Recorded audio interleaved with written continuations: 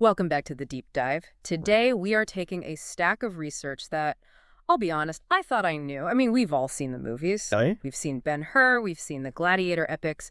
We think we know what a chariot race looks like. Right. But once you actually start digging into the primary sources, the archaeology, the economic records, you realize the Hollywood version is basically a tame, sanitized nursery rhyme compared to the reality. It really is. When you peel back that cinematic layer, you're left with something that is arguably the most intense, violent, and socially critical phenomenon in the ancient Well, it's world. not just a sport.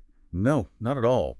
We are talking about an obsession that gripped Western civilization for over a millennium. We're talking about a sport that was part Formula One, part gang warfare, and part religious revival. And the stakes. We aren't talking about a trophy. We are talking life, death, and money on a scale that actually rivals modern billionaires. That's the part that always surprises people. The money. But also the sheer longevity. I mean, if we look at the timeline for today's deep dive, we are spanning nearly 2,000 years. 2,000 years. From the heroic age of Homer's Greece in, say, the 8th century BC, through the industrial meat grinder of the Roman Empire, all the way to the political pressure cooker of the Byzantine Empire in the 12th century AD. That is a staggering run. There is no modern sport that has that kind of continuity. Not even close. So our mission today is to unpack this obsession. We want to understand why men stood on these flimsy wooden carts behind 4 terrified horses, why emperors bankrupted treasuries to watch them, and how this sport grew powerful enough to literally overthrow governments. And we need to get into the mechanics of it, too. Oh. Because it's not just men in carts. The engineering, the horse breeding, the physics of the crash, it's all incredibly sophisticated. Absolutely. But before we get into the tech, let's set the scene. Because the numbers in these sources are hard to wrap your head around. I want you to close your eyes for a second. We are in Rome, the Circus Maximus. Right, the Circus Maximus. In the valley between the Palatine and Aventine Hills. Now, modern stadiums are big. The Super Bowl might host, what, 70 or 80,000 people? Right, a huge stadium. The Circus Maximus, based on the archaeological footprint and the seating density, held an estimated 150,000 spectators. 150,000. Some ancient sources claim 250,000, but even if we stick to the conservative 150,000, that is a sea of humanity. 150,000 people. And no PA system, no jumbotrons. Just the roar. The sources describe the noise as a physical force, like thunder or an earthquake. And the smell. I mean, you have to imagine the smell. Oh, absolutely. You have 150,000 people packed in tight, sweating in the Italian sun. You have the smell of fried food from the vendors, the smell of wine. And down on the track, you have the smell of hundreds of horses, manure, sweat, and the iron tang of blood when things go wrong. It's a sensory assault. It is. And Yeah. visually, it's dust. When the race starts, usually 12 chariots, each with 4 horses, that is 48 horses, thundering down a dirt track. So you can't even see anything. The dust cloud would have been choking. If you were in the cheap seats, you probably couldn't even see the far turn. You just heard the crash and the scream of the crowd. It sounds absolutely terrifying. And yet, this was the pinnacle of entertainment. But it didn't start that way. It didn't start as this mass market industrial spectacle. It started, surprisingly, at a funeral. Yes, we have to go back to Greece, to the Iliads. I was rereading book 23 of the Iliad for this, and I was struck by how different the vibe is compared to Rome.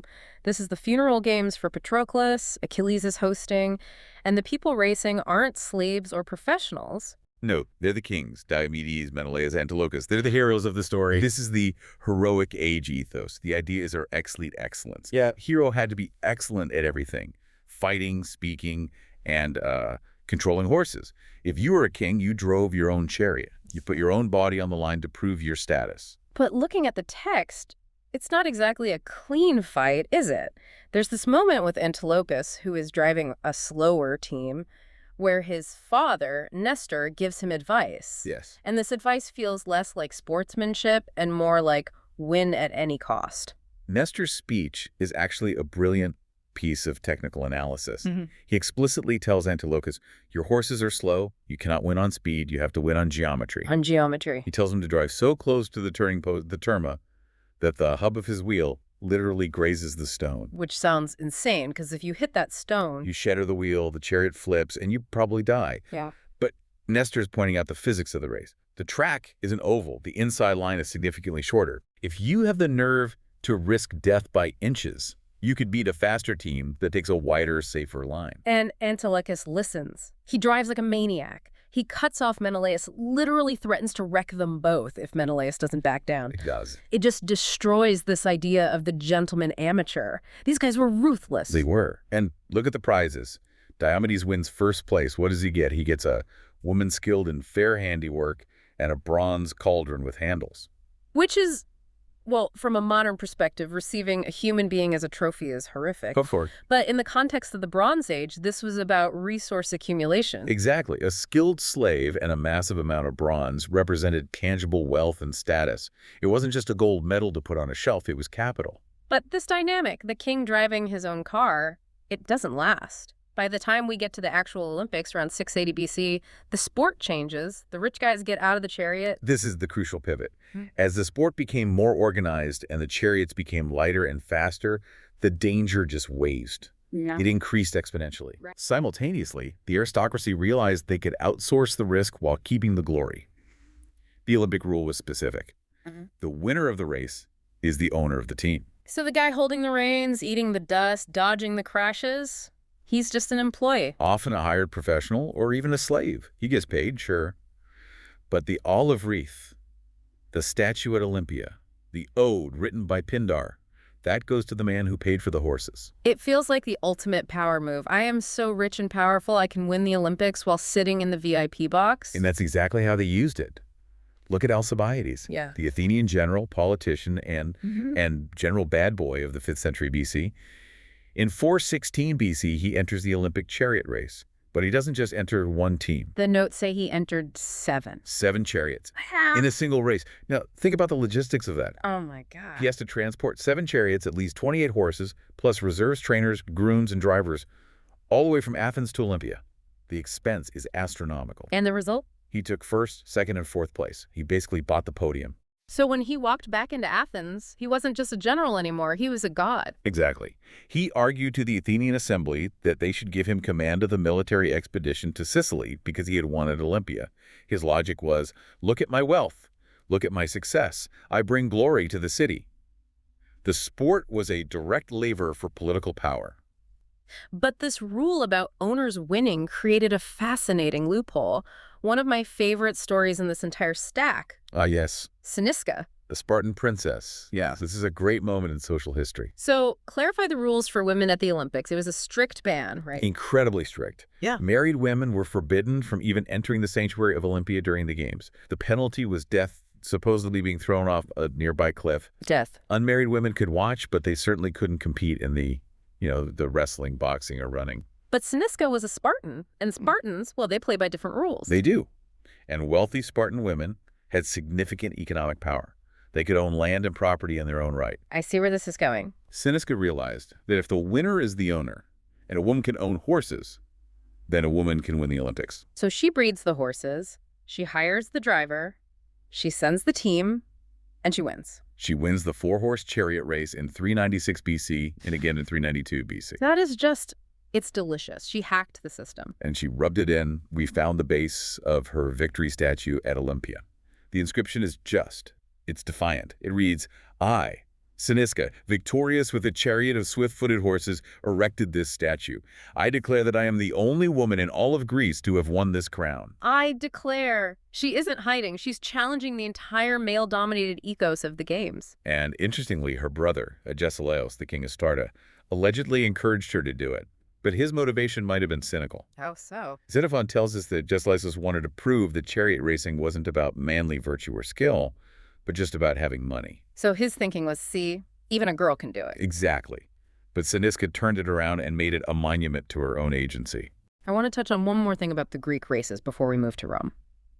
The track itself, specifically the danger, because there's this one detail, the Taraxippus. That sounds like a ghost story. The horse disturber. It's fascinating because it blends mythology and psychology. So describe the setup. The hippodrome at Olympia was long, about 780 meters, but near one of the turns there was a circular altar, and the legend was that as the horses approached this spot, they would be seized by a sudden irrational panic.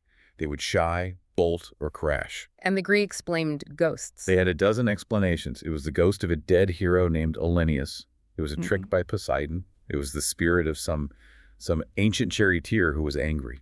Charioteers would actually offer sacrifices to this altar before the race to appease the ghost. But looking at it with a modern lens, what was actually happening? Why that specific spot? It's likely a combination of optics and herd psychology.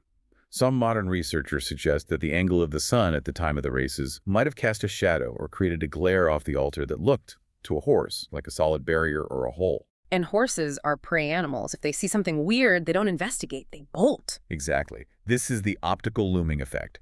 If the lead horse on the inside thinks the wall is moving, it flinches to the right.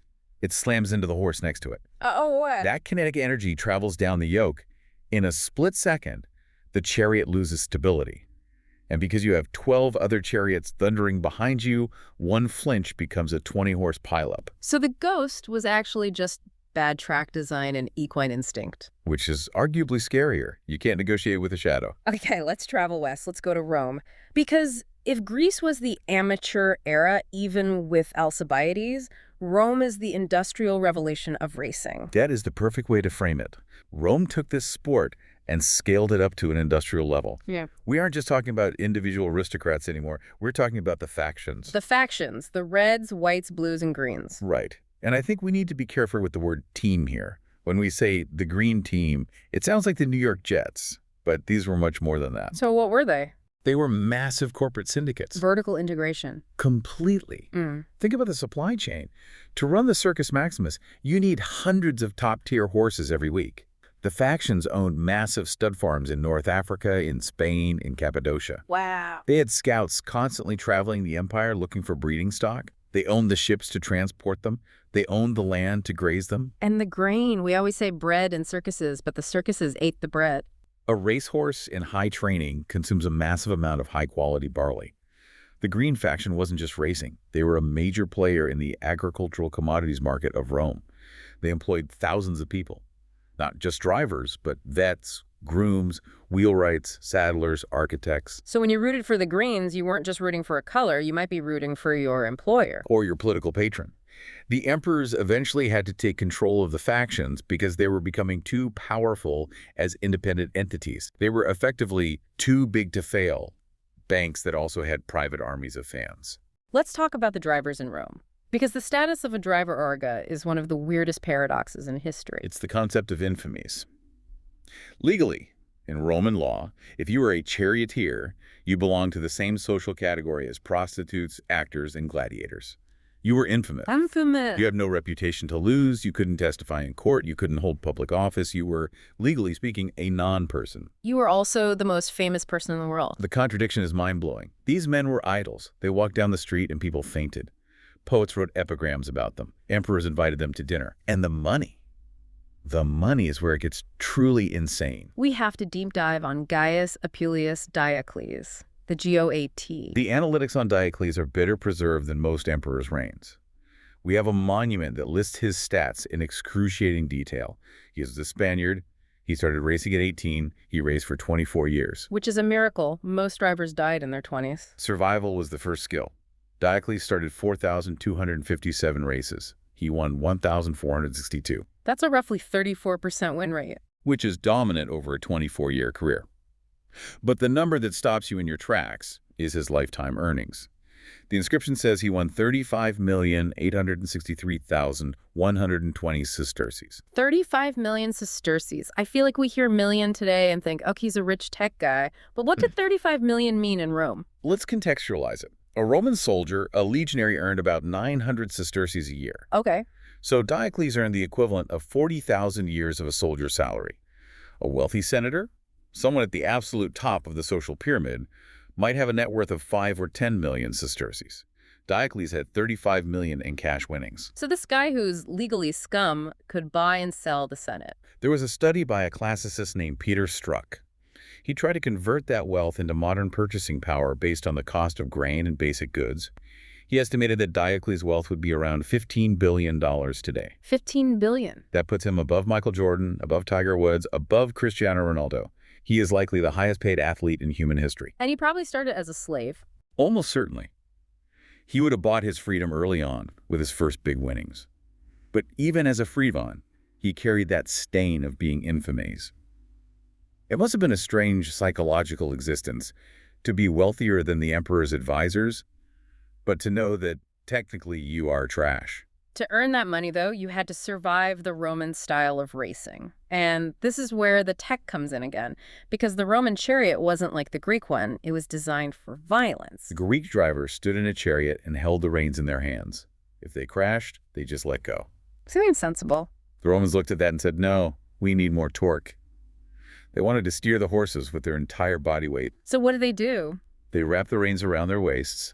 They wore a leather corset, and they tied the leather reins from 4 horses tight against their torso. That sounds like a death sentence. It gave them incredible control. They could lean back and haul a team around a tight turn using their mass, leaving their hands free to whip the horses, or, and this is key, whip the other drivers. But if the chariot flips? If you have a naufragé, a shipwreck, you are anchored to 4 panicked animals weighing 1,000 pounds each. You are going to be dragged until there's nothing left of you.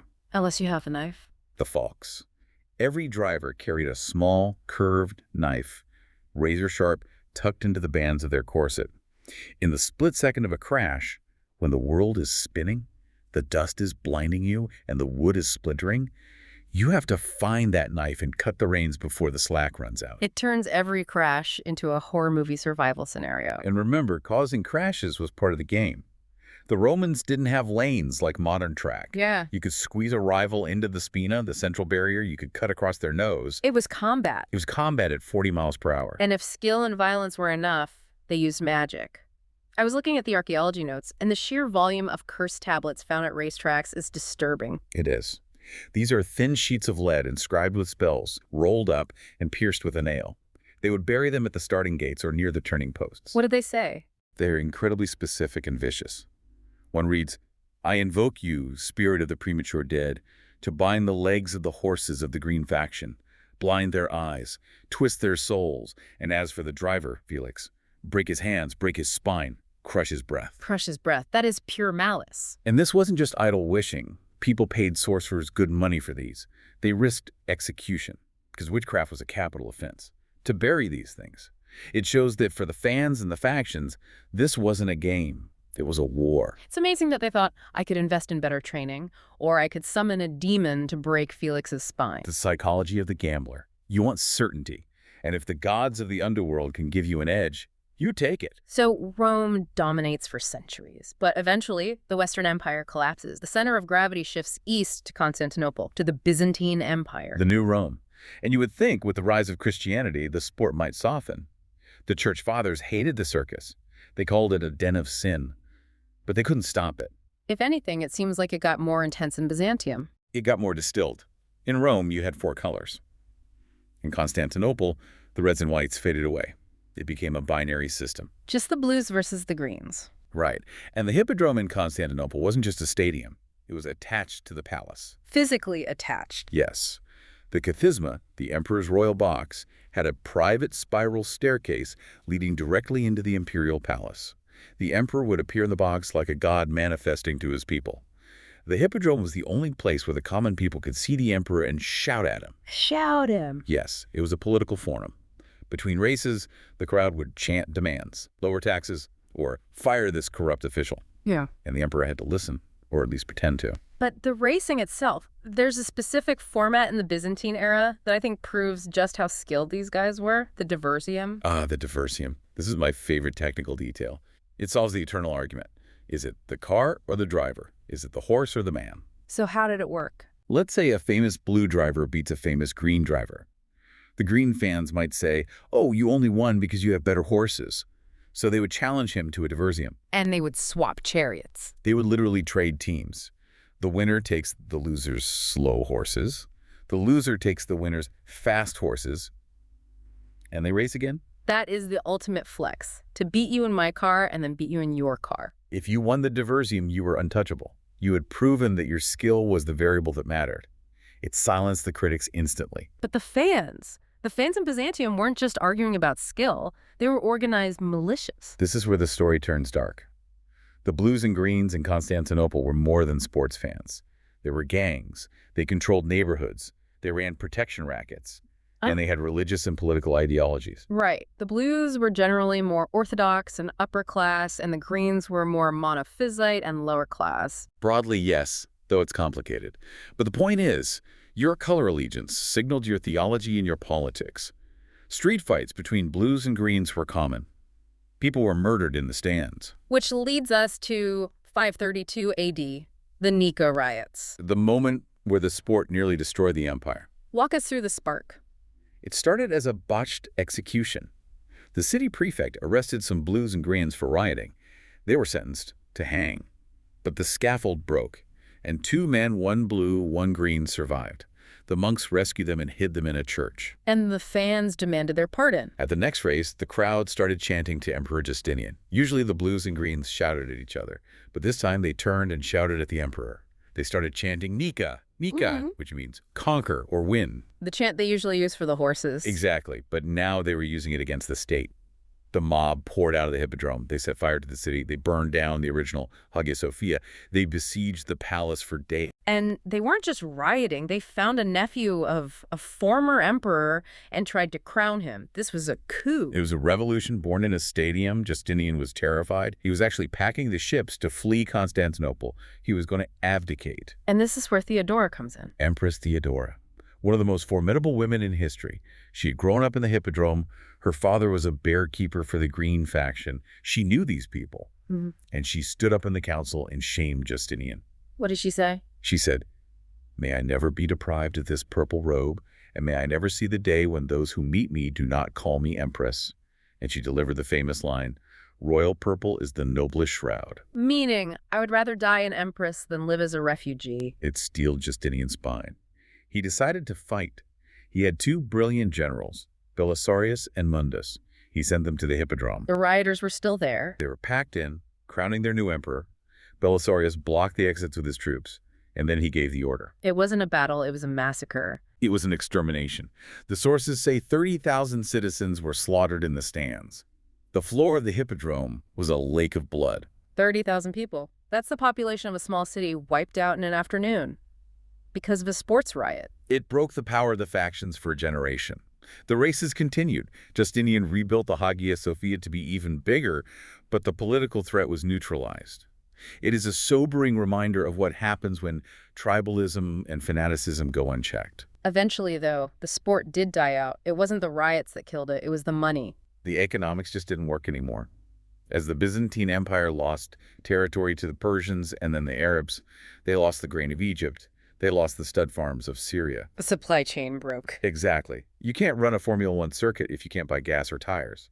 The emperors couldn't afford the subsidies. The races became fewer, the horses slower.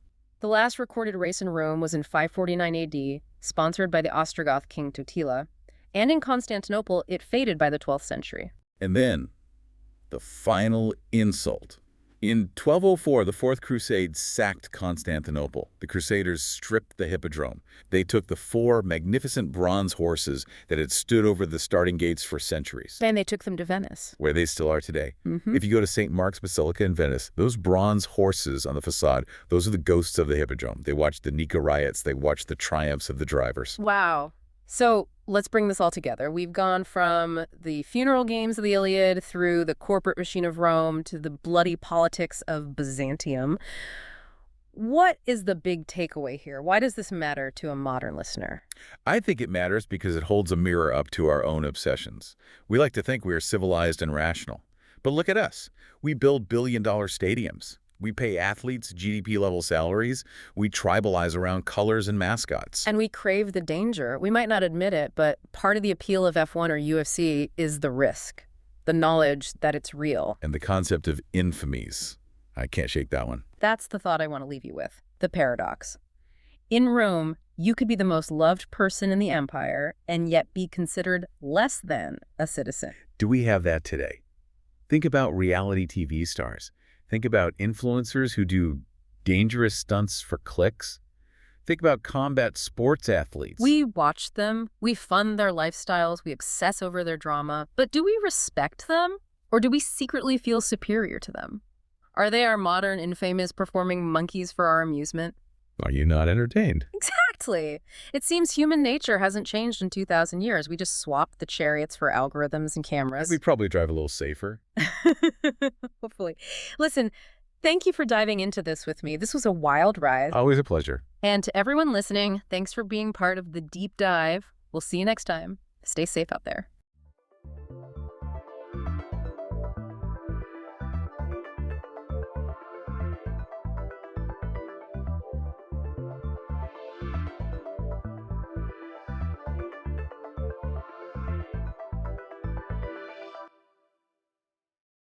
Welcome back to the Deep Dive. Today, we're doing something a little different. It's not just a news story. It's not a research paper summary. No, it feels much more significant than that. It really does. It's like we're reading the last will and testament of a figure who, I would argue, did more to dissolve that barrier between us and them. The human and animal line. Exactly. More than any other single individual in the last century. We are talking about Kanzi.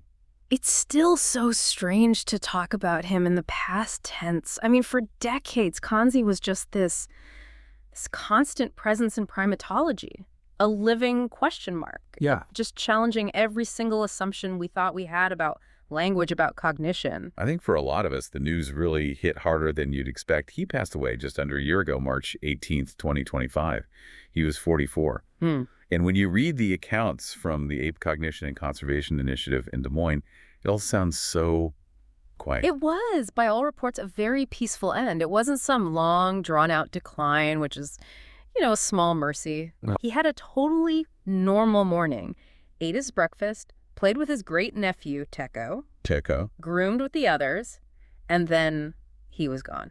The vets think it was heart failure. Which is pretty common for great apes at that age, unfortunately. It is. But the reaction, the global reaction, it wasn't what you see for an animal. This wasn't just local zoo animal passes away. No, not at all. This was treated like scientific celebrity dies. He was known as the genius bonobo, but that label always felt a little reductive to me. Oh, I agree. It sounds like a circus trick. Yeah. Come see the genius bonobo do math. Yeah. But what he actually represented was so much more fundamental. Genius is such a loaded word. You're right. It implies he was some kind of freak of nature, an outlier. A fluke. A total fluke. But the terrifying and sort of wonderful implication of Kanzi's life is that maybe he wasn't a fluke. Maybe he was just a bonobo who was given a very specific set of circumstances. And those circumstances unlocked a potential that might just be dormant in his whole species. Exactly. And that's really the mission for this deep dive. We're not just here to say R.I.P. Kanzi. Yeah. We want to unpack the research, from the very beginning with Sue Savage-Rumbaugh all the way up to that brand new Johns Hopkins study. One that came out last year, yeah. We need to understand why this one ape forced us to literally rewrite the textbooks. And we really did have to rewrite them. I mean, we used to have this very neat, very arrogant checklist of what makes humans special. Right. Humans use language, animals don't. Humans use complex tools, animals don't. Humans understand that other people have minds. Animals don't. And Kanzi just took a big red marker to that entire list. He obliterated it. So let's get into the weeds here. I think we have to start with the origin story, which is it's a classic case of scientific serendipity. He wasn't even supposed to be the subject. Oh, not at all. He was basically the nuisance in the room. This is back in 1980 at the Yerkes Field Station. Right, at Emory. Exactly.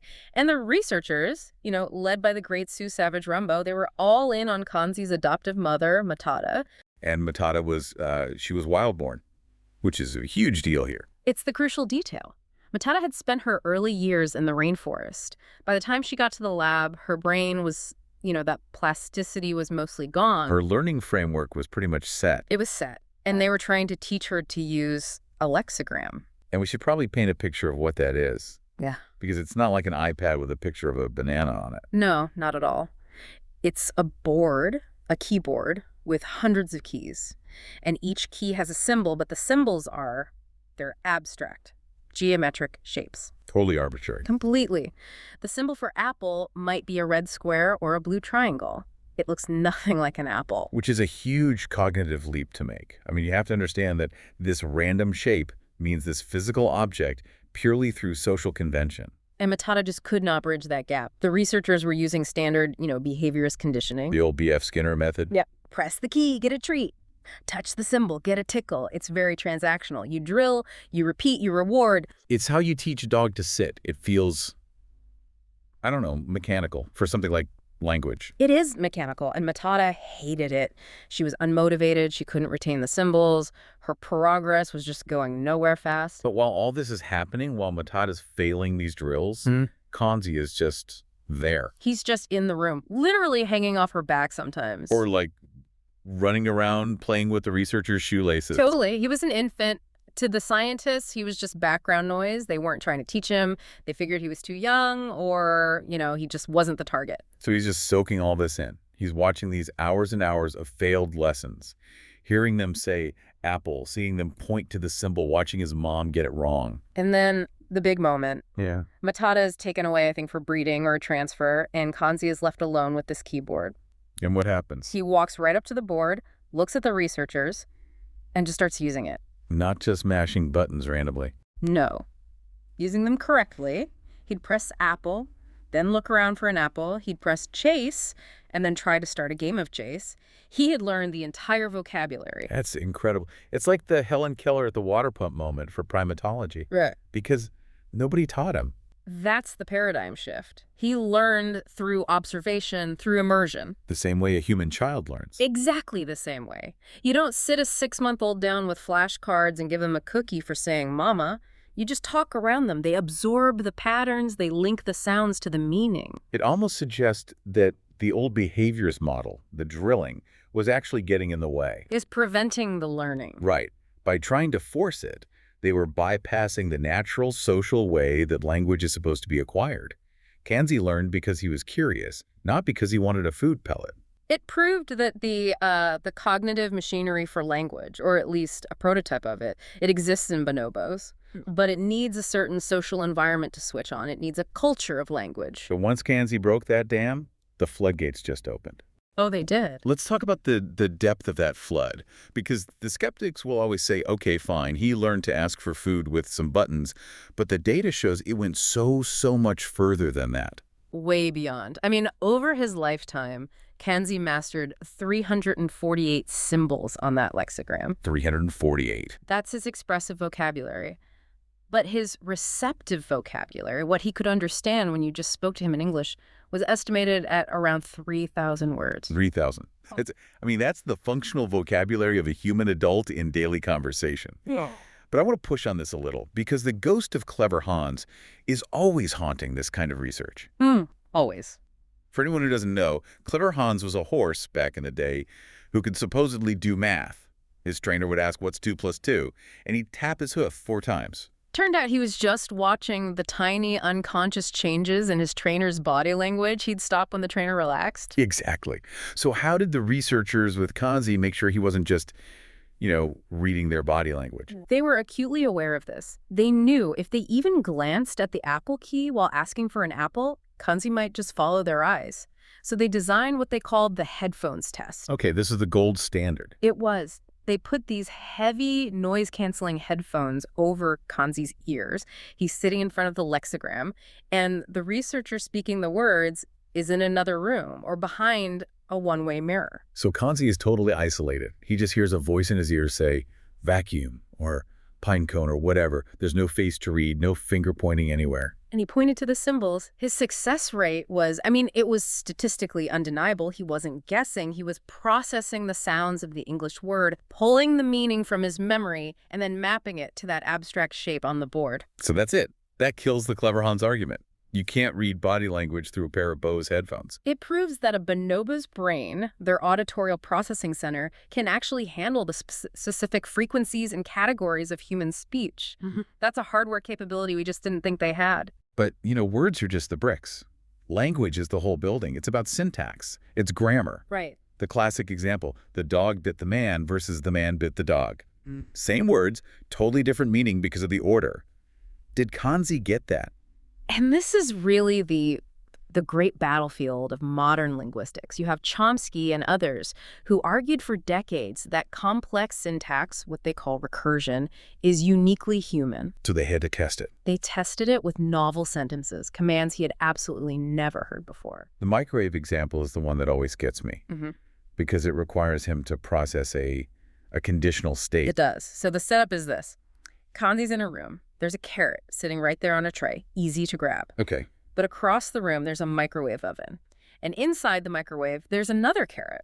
So if he's just responding to keywords, he hears carrot, he might just grab the easy one, the one right in front of him. Exactly.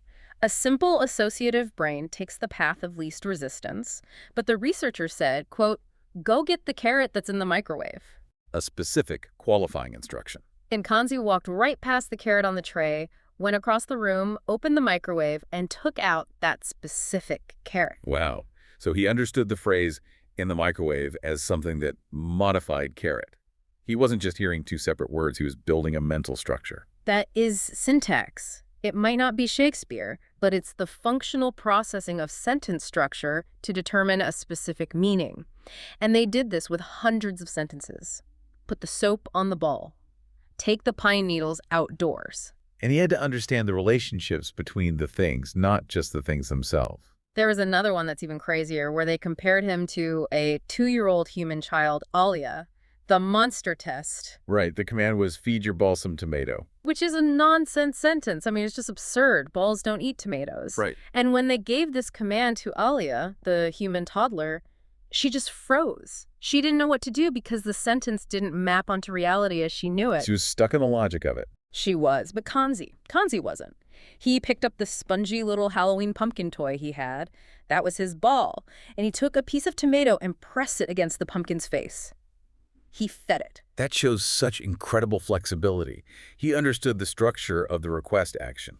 Feed, subject, ball, object, tomato.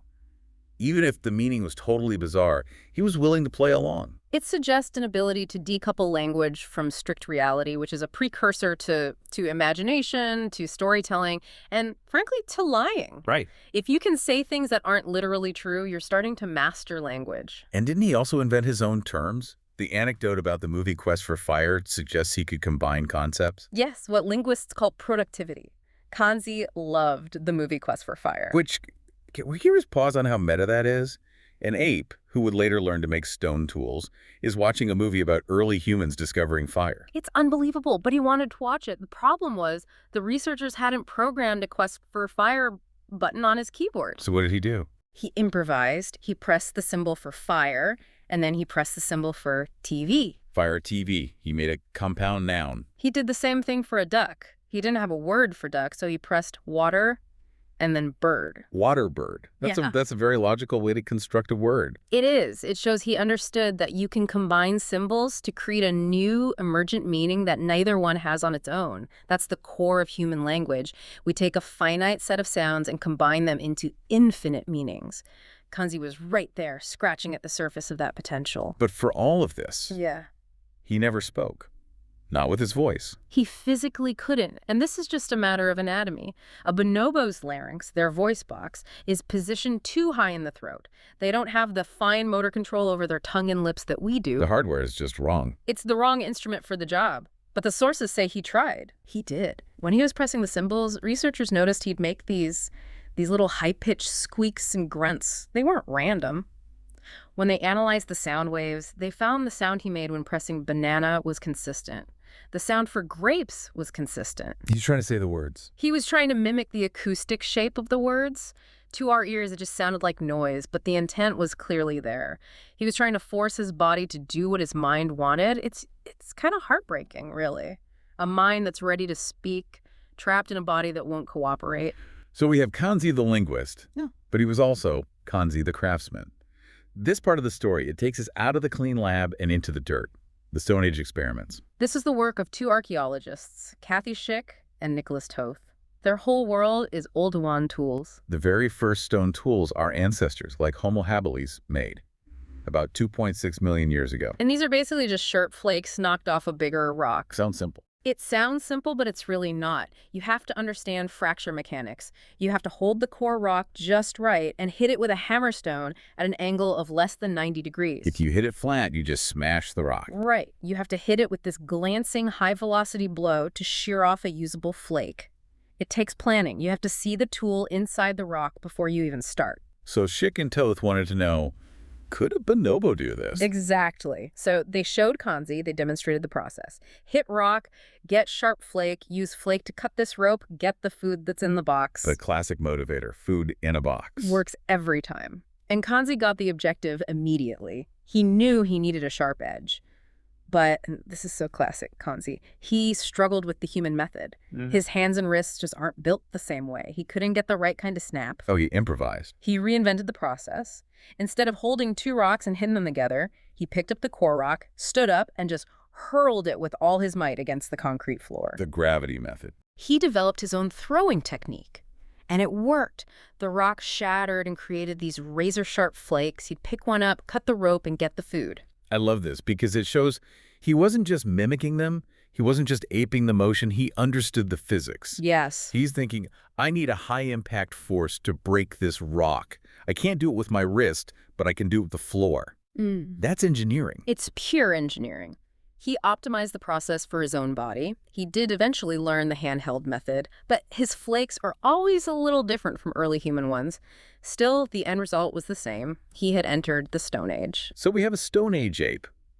But then in the last couple of years of his life, we get this completely bizarre pivot, Kanzi the gamer. This feels like it's straight out of science fiction. In 2023, 2024, he starts playing a modified version of Minecraft. I saw those videos. There's a YouTuber, Krista Cow, who documented it. It's surreal. You're just watching this elderly bonobo staring at a screen, navigating a 3D world. The spatial reasoning there is just immense. I mean, think about it. In the real world, to go forward, you walk forward. In a game, you have to map forward to a specific finger movement on a flat 2D screen. That's a layer of abstraction that a lot of humans struggle with. And he wasn't just walking into walls. Not at all. In the videos, you see him and his nephew, Teiko, playing together. They navigate a maze, they find the goal, they even defeat a boss, which was basically just triggering a mechanism to win the level. It's incredible. So he mastered the physical world with stone tools and the digital world with Minecraft. Which brings us to the final frontier, and I think maybe the most profound one, the social world. Understanding the mind of another being. Theory of mind. The holy grail of cognitive science. Can you just define that for us? Sure. Theory of mind is the basic understanding that I have a mind, but you have a mind too.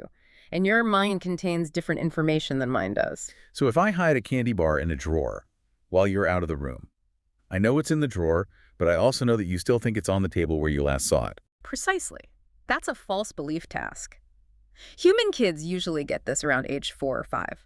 Before that, they think everyone knows what they know. And for decades, this was seen as the big dividing line.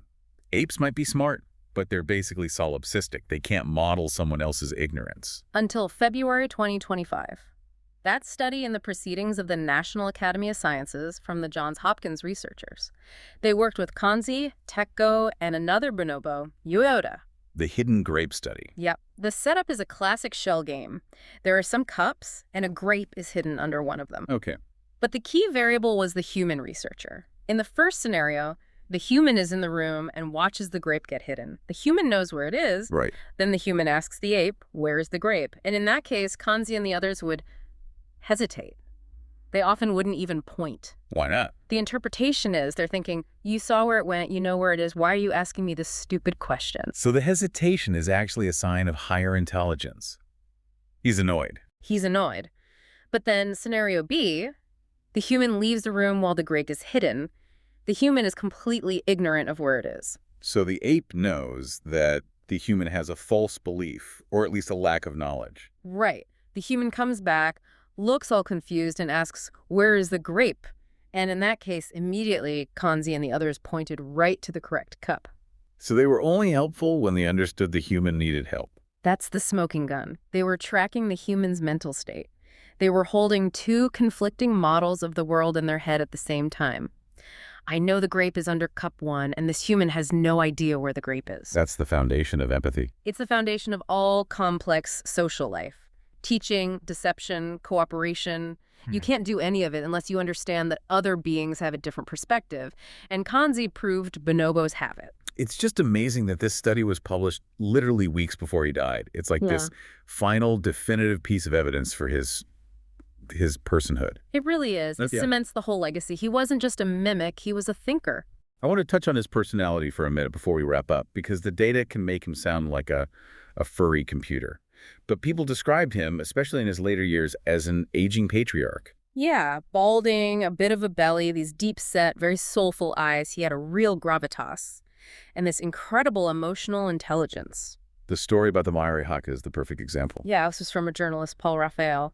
He visited Kanzi and, for some reason, decided to perform a haka, the Maori war dance. Which involves a lot of shouting, chest thumping. It's a very aggressive display. To any other primate, that is a direct threat, a declaration of war. And the other bonobos in the enclosure, they totally panicked, screaming, banging on the glass. They thought they were being attacked. But not Kanzi. Kanzi just stood there, calm, watching. He didn't flinch. And when the journalist finished, Kanzi turned to Sue Savage Rumbo and communicated that the guy should go into the back room and do it again, just for him. He wanted a private encore. He understood two incredibly complex things at once. First, he got performance. He knew the man wasn't actually angry, he was just acting. Second, he knew that the others didn't get it. He realized his family was terrified, and he thought, okay, let's move this loud, scary performance somewhere else so they can calm down and I can keep watching. That's leadership. It's conflict resolution. It's incredibly sophisticated social management. He was protecting the emotional state of his group while satisfying his own intellectual curiosity. And he also just loved toasting marshmallows. He did, which brings it all back to Quest for Fire. On outings, he could gather wood, snap the twigs to the right size, carefully strike a match, which takes amazing fine motor control, light a fire, and toast a marshmallow on a stick. He wasn't afraid of the fire. No. Most animals are terrified of fire. Kanzi controlled it. He used it as a tool, again, just shattering that line we thought existed. So he leaves us in March 2025. Yeah. And there was a memorial service I read. Over 150 people showed up. Yeah. Charity Nebbe from Iowa Public Radio spoke, and she called him an ambassador for his species. That feels like exactly the right word. An ambassador implies two nations meeting. For a long time, we refused to even acknowledge their nation existed. We treated them like objects, like biological machines. Kanzi forced us to open diplomatic relations. He showed us that the language barrier isn't a solid wall. It's more like a thick fog. And if you have enough patience and you create the right environment, you can actually walk through it. The psychologist Heidi Lin called it a semi-capacity for language. I like that term. It's a spectrum, where at one end, maybe a rock is at the other. Kanzi proved that apes are just so much closer to our end of the spectrum than we ever wanted to admit. It just makes you wonder about the future now. Teiko, his great-nephew, he's showing all the same promise. Hiko is the heir apparent. He's already acing the theory of mind tests. He's playing the video games. The big question is, now that we know they can learn this way, how far can they go? Right. If you raise a whole generation of bonobos in this kind of immersive, language-rich culture, what will Kanzi's great-grandchildren be able to tell us? Maybe they'll finally explain the appeal of marshmallows. Or maybe they'll ask us why we're destroying the forests they came from. That is a very sobering thought. Mm-hmm. If we give them a voice, we have to be ready to hear what they have to say. And it might not always be something we want to hear. Indeed. I think as we close out, the final thought for you listening is this. The next time you look at an animal, whether it's your dog or a crow on a fence, just don't assume the lights are off. Kanzi proved there's a complex, emotional, calculating mind looking back at you. The lights are definitely on. If you want to see it for yourself, go online. Look up the videos of Kanzi playing Minecraft or using the lexigram. Look into his eyes. You won't see an animal. You'll see a cousin. A cousin we'll miss very much. Rest in peace, Kanzi. And thanks for listening to The Deep Dive. We'll catch you on the next one.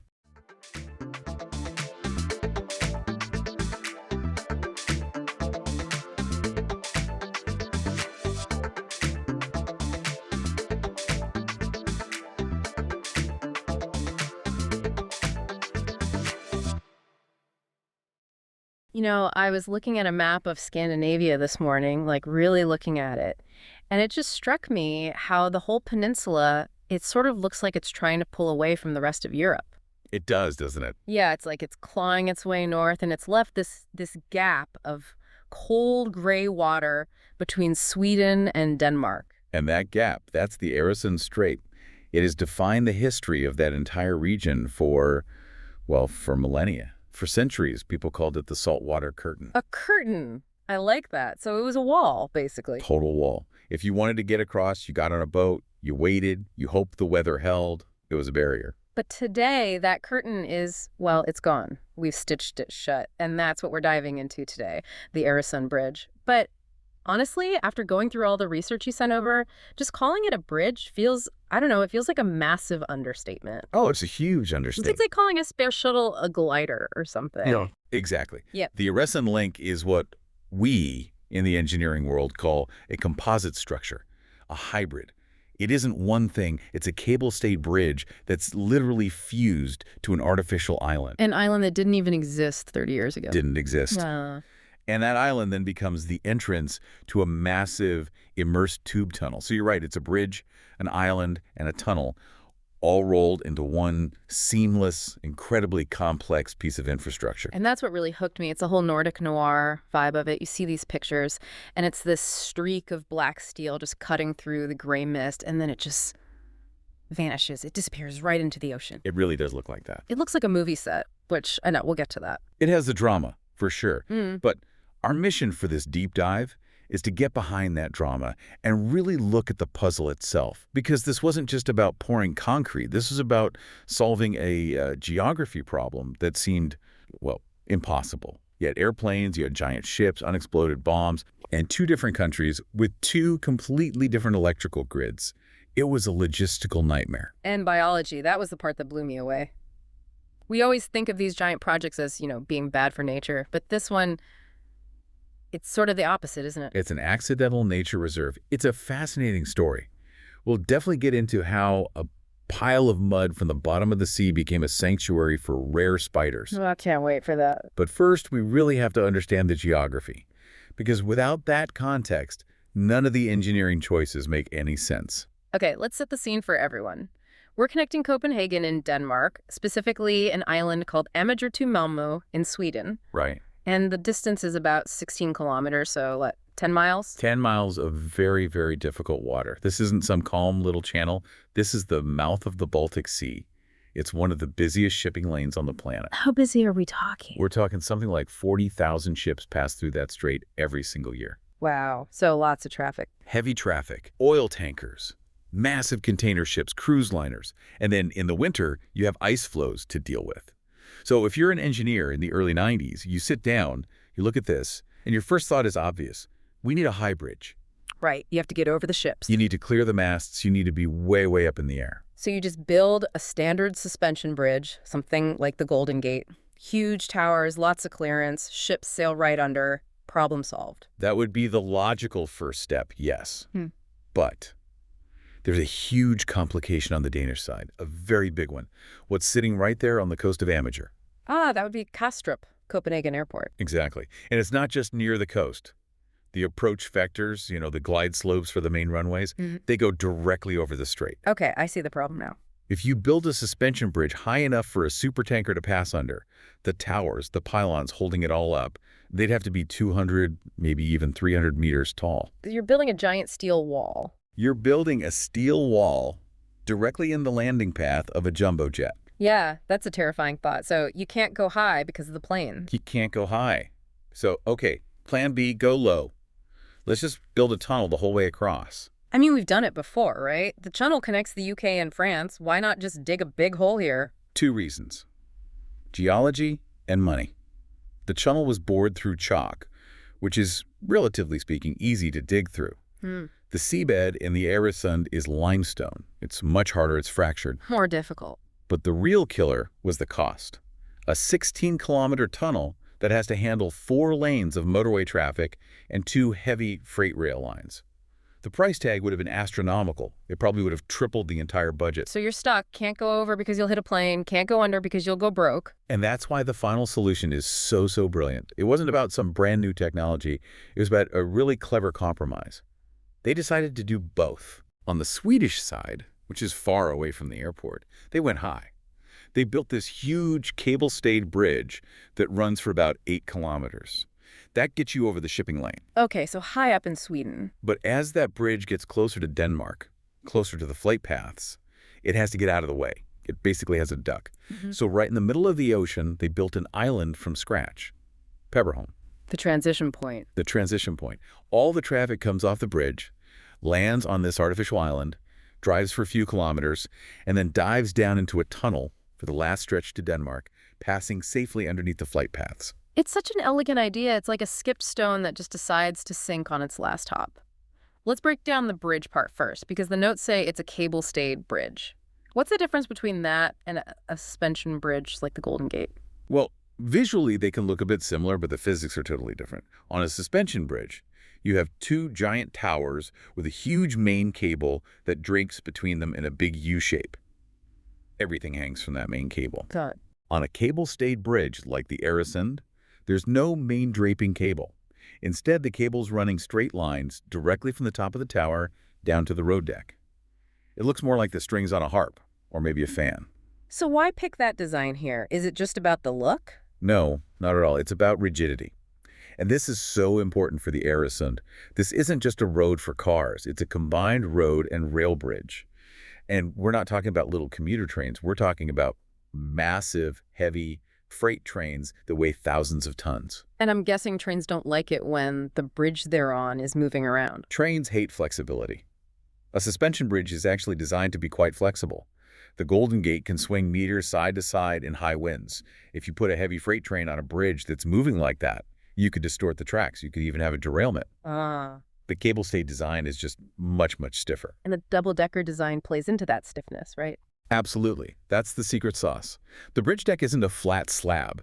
It's a huge steel truss girder. Picture a long, hollow, rectangular box made of crisscrossing steel beams, like a cage. Okay. The cars drive on top of the box, on the roof, 4 lanes of motorway. The trains run inside the box, on the lower deck. Why stack them like that? Why not just build a really wide bridge with the tracks next to the road? Well, 2 main reasons. First is aerodynamics. A really wide, flat bridge is like a giant wing. It catches a lot of wind. By stacking them, you keep the profile narrow and stable. Makes sense. And second, that box shape, the truss, is incredibly resistant to twisting. So imagine you have a hurricane-force wind blowing from the north and a 2,000-ton freight train running on the south track. That box shape stops the whole thing from twisting. It stays rock solid. Let's talk about how it looks, the aesthetics. The architect, Georg Rotnos, he wasn't going for a pretty bridge, was he? No, not in the traditional sense. There's a quote from him where he said he wanted a brutalist expression of strength. He didn't want it to look delicate or elegant. He wanted it to look powerful. And he painted it all black. All black, which is unusual. Most big bridges are gray or that international orange or white. That's why black. Black creates a silhouette in that very specific Nordic light, which is often low and gray and misty. That sharp black line cuts a really commanding figure against the sky and the water. It looks industrial. It looks like a machine built to do a job. There's one detail about the design that I just found fascinating. If you look at it from above, it's not a straight line. It has this long, very gentle C curve to it. Yes, it does. My first thought was, did they mess up? Or is there something on the seabed they had to avoid? But you're saying it was totally deliberate. 100% deliberate. But it's not for structural reasons. It's for the soft, squishy thing sitting behind the steering wheel. Exactly. If you build a perfectly straight, 8-kilometer-long road over the water with a flat horizon and nothing to look at, you induce something called highway hypnosis. You just zone out. Completely. Your brain disengages because the visual input never changes. People literally fall asleep with their eyes open. It's incredibly dangerous. So the curve is basically a safety feature. It's an alarm clock. It's a multi-billion-dollar alarm clock. The curve forces you to constantly make tiny adjustments to the steering wheel. You have to visually track the road as it bends. It keeps your brain just engaged enough to stay awake and alert. That is just brilliant. Okay, so we cross the bridge, we stay awake, and we land on Pebberholm. Let's talk about the tunnel now, the Draven tunnel. This is where it gets really heavy. This is where it gets really heavy, yeah. So you said they couldn't bore this tunnel. How do you build a 4-kilometer tunnel under the sea without a giant drill? You use a method called immersed tube. You basically prefabricate the tunnel on land in giant pieces. Right. They set up this huge factory in Copenhagen and cast these enormous concrete segments. How big are we talking? I mean, each segment was 176 meters long, about 40 meters wide. Yeah. And weighed 55,000 tons. 55,000 tons? That's, I'm trying to even picture that. That's like an aircraft carrier made of solid concrete. It's a good comparison. And they made 20 of them. Then they sealed up the ends, pushed them into the water where they would float, just barely, and used tugboats to tow them out to sea. Okay. Then they positioned them over a trench that they had already dredged in the seabed, and very, very carefully they'd lower them into place. I can't even imagine the stress of that. You're lowering this 55,000-ton block into a muddy trench at the bottom of the ocean. How do you connect them? How do you make sure it's waterproof? This is the best part. It all comes down to a piece of tech called a Gina gasket. A Gina gasket? It's this huge rubber seal that runs around the entire face of the tunnel segment. So when they lower a new segment down, they use these hydraulic arms to pull it close to the segment that's already on the seafloor. The rubber Gina gasket touches the concrete face of the old segment. Okay, so rubber is touching concrete, but that's not a seal. Not yet, but here's the magic. They then pump all the water out of the small space between the two seals. Yeah. When they do that, the water pressure inside that gap drops to basically zero. Right. But the water pressure outside, the weight of the entire ocean, is enormous. That hydrostatic pressure literally crushes the new segment against the old one with thousands of tons of force. Wait, so the ocean itself creates the seal? The ocean does the work. That immense force compresses the rubber gasket so tightly that it becomes completely watertight. Then they can just open the doors between the segments and you've got a continuous tunnel. That is just so clever. You're using the problem, the weight of the water, as the solution. It's beautiful engineering. Yeah. But getting to that point was, well, it was chaotic. The timeline was so aggressive. They started in 1995 and they wanted to be done by 1999. 4 years to connect two countries. That seems impossibly fast for a project of this scale. It was. And they really only managed it because of one specific piece of equipment. Let's talk about Svanen. Don't let the name fool you. Svanen is an absolute monster. It's a heavy-lift catamaran crane barge. It can lift 8,700 tons in one go. What does that even look like? Imagine two ships that have been welded together with this giant steel arch that towers 100 meters into the air. It seriously looks like a villain's lair from a James Bond movie. It was built for another Danish bridge, but they brought it in for the Øresund. And its strength actually changed the design of the bridge itself, didn't it? It did. The original plan was for the bridge, spans the distance between the support pillars, to be shorter, maybe 100 meters or so. But because Svanen could lift such incredibly heavy loads, the engineers realized they could build bigger sections of the bridge on land and lift them into place in one piece. So they stretched the spans out to 141 meters. And why does that matter, other than just being impressive? It's actually crucial for the environment. This goes back to the biology. The Øresund Strait is basically the breathing tube for the entire Baltic Sea. The Baltic has low salt, brackish water. The North Sea is very salty. You need that flow of fresh oxygen and salt water through the strait to keep the Baltic ecosystem alive. And every pillar you put in the water blocks that flow. Exactly. Each concrete pier creates drag, it creates turbulence, it slows the water down. If you put too many pillars in the way, you could literally start to suffocate the Baltic Sea. By using Svanen to lift these longer spans, they could use fewer pillars. So the giant crane actually helped save the ecosystem. It allowed them to meet a really strict environmental requirement called the zero blocking solution. They had to prove mathematically that the finished bridge would not reduce the total water flow by even 1%. Wow. And they did it. But even Svanen couldn't solve every problem. I mean, we have to talk about the bombs. Bombs, right. You have to remember, this strait has been a strategic military choke point for centuries. And during World War II, it was. Well, it is a dumping ground. For Allied mines. Allied mines, German depth charges, old torpedoes. Before they could even start digging the trench for the tunnel, they had to do a massive scan of the seabed. They found 16 unexploded bombs from World War II. 16! Can you imagine being the diver sent down to check? You're in the dark, cold water, currents are pulling at you, and you find some rusted metal thing in the mud. Is it an old engine block? Or is it 500 pounds of unstable high explosive that's been sitting there for 50 years? And you can't just dredge around it. If you drop a 55,000-ton tunnel segment on top of a mine? The shockwave would be catastrophic. You would crack the segments you've already laid. So they had to bring in the Navy's disposal teams to either move them or detonate them in place. It caused a lot of delays. And on top of that, there was this skewed segment? Oh, yes. Yeah. Segment 13, I think it was. They were lowering it down, and something went wrong. Maybe a current, maybe a winch. It landed on the seabed, just slightly crooked. How crooked are we talking? Not much by normal standards. A few centimeters. But for that Gina gasket to work, the alignment has to be perfect. If it's crooked, the water pressure won't compress it evenly.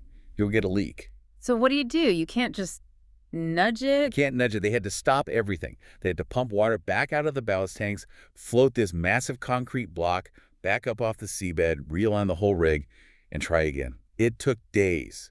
And all that time, you're blocking one of the busiest shipping lanes in the world. The pressure on that team must have been immense. But they got it done. They did. In fact, even with the bombs and the skewed segment, they finished the whole project 3 months ahead of schedule. That's unbelievable. And under budget too, right? And under budget, yeah, depending on how you calculate it. Okay, let's go back to the middle. The island. Pepperholm. This island did not exist before 1995. Not at all. It's completely artificial. I love the name. The natural island nearby is called Saltholm, which means salt islet. So, of course, the Danes named the new one Pepperholm Pepper Islet. It's a very dry, very Danish bit of humor. Passes salt and pepper. So how do you build an island from scratch? You start by building a wall. They brought in huge rocks from quarries in Sweden and built a big ring, a breakwater. Then all that limestone and clay they dredged up to make the tunnel trench, they just dumped it inside the ring. Reduce, reuse, recycle on a massive scale. Exactly. The waste product from the tunnel became the foundation for the bridge. Now, normally when we build an island, we put stuff on it. Condos, a park, a casino. But Pepperholm is different. Very different. The two governments and the project's biologists made a deal. They decided to treat Pepperholm as a true tabula rasa, a blank slate. What do you mean? They said, we will not plant a single seed. We will not introduce any animals. We're just going to build it and then leave it completely alone and just see what happens. A giant biological experiment. A massive petri dish in the middle of the ocean. And what happened was amazing. Life didn't just show up. It exploded. Seeds blew in on the wind. Birds landed and brought seeds in their droppings. What kind of life are we talking about? Rare life. You see, Pepperholm is a really harsh environment. It's dry, it's sandy, it's salty, it's baked by the sun. It perfectly mimics a type of coastal habitat that has been almost entirely destroyed on the mainland by farming and development. So species that were struggling on the mainland found this perfect, untouched paradise. Can you give me an example? The green toad.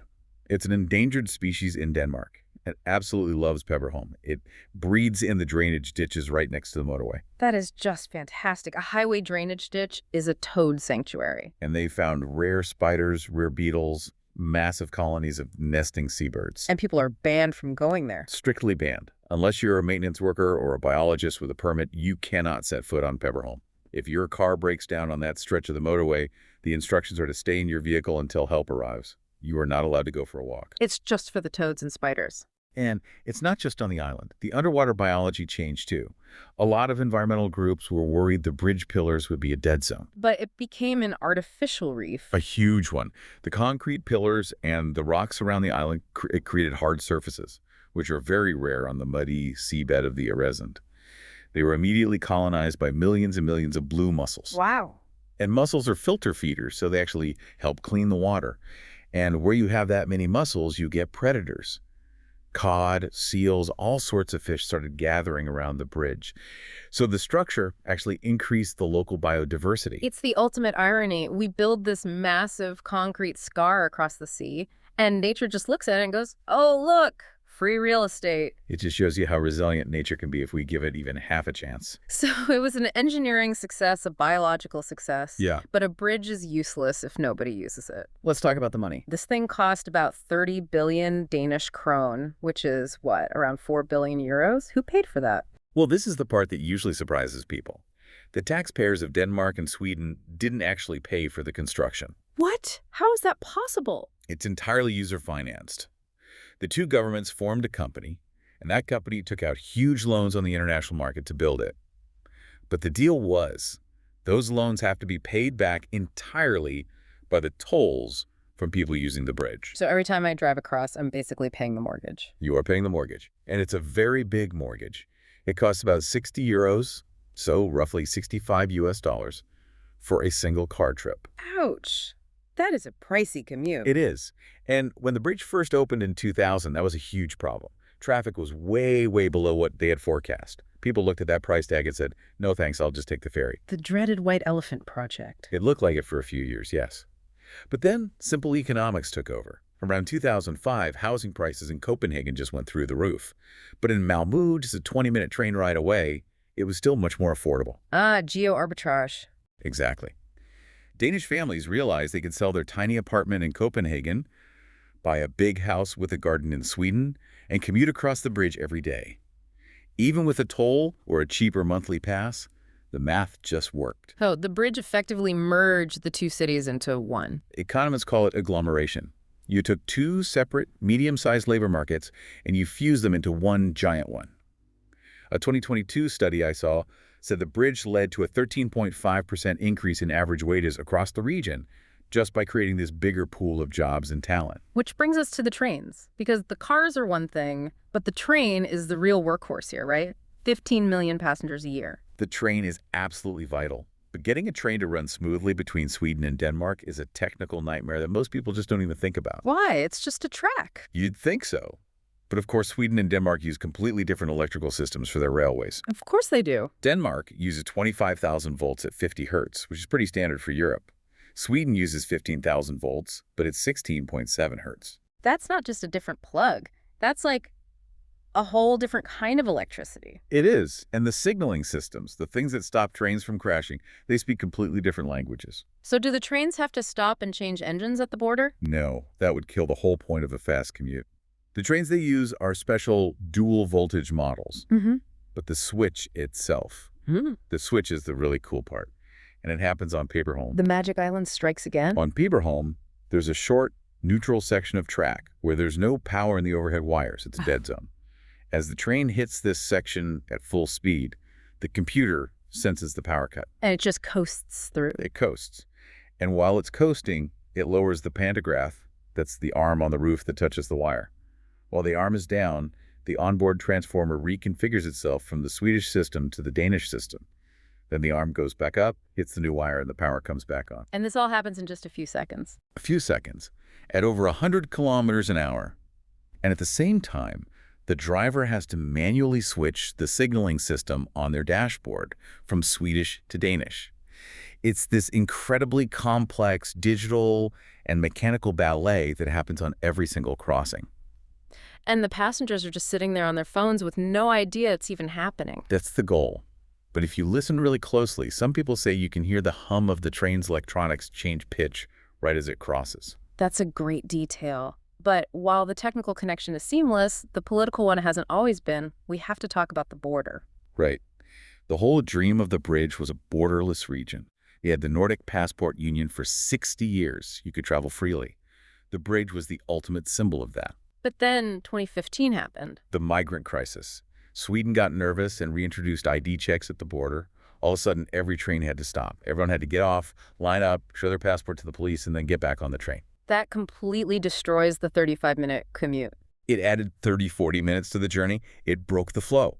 It was a stark reminder that even though the concrete is permanent, the political openness can be fragile. The psychological distance between the two cities grew again overnight. It just shows that a bridge is only a bridge if the law actually lets you cross it. Precisely. Okay, we can't wrap this up without talking about the culture, because for millions of people around the world, myself included, the first time we ever saw this bridge wasn't in an engineering magazine. It was on Netflix. The Bridge, or Braun and Braun. The show that basically launched the entire Nordic noir genre. It's an iconic show. And the premise is just perfect for this discussion. A body is found lying right on the borderline in the dead center of the bridge. The top half is in Sweden, the bottom half is in Denmark. Which forces the two police forces and their very different personalities to work together.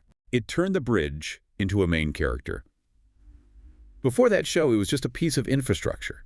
After the show, it became this moody, gray, mysterious, and slightly dangerous place. That brutalist black steel that the architect wanted. It was made for the camera. It gave the whole region a new identity. It really did. People used to talk about Copenhagen and Malmö. After the show and the bridge, people started talking about the Øresund region. It put them on the cultural map as a single, cohesive place. So what's next for the bridge? It's getting busy, the trains are full. Is one link enough? It's probably not going to be enough for long. There's another huge tunnel opening soon that connects Denmark to Germany. That's going to send a massive new wave of freight traffic north. And the Øresund Bridge is going to become a major bottleneck. So are we talking Øresund 2.0? There are a few proposals floating around. A new tunnel further north called the HH Tunnel, or my personal favorite, the Øresund Metro. A dedicated, driverless subway tunnel running directly between the city centers of Copenhagen and Malmö. It could run every 90 seconds. It would take all the daily commuters off the main bridge, leaving it free for freight and long-distance travel. A subway under the Baltic Sea? I love it. It feels like once you prove a connection like this is possible, the appetite for more just keeps growing. That's the main lesson here, I think. Geography is no longer destiny. We can literally change the map.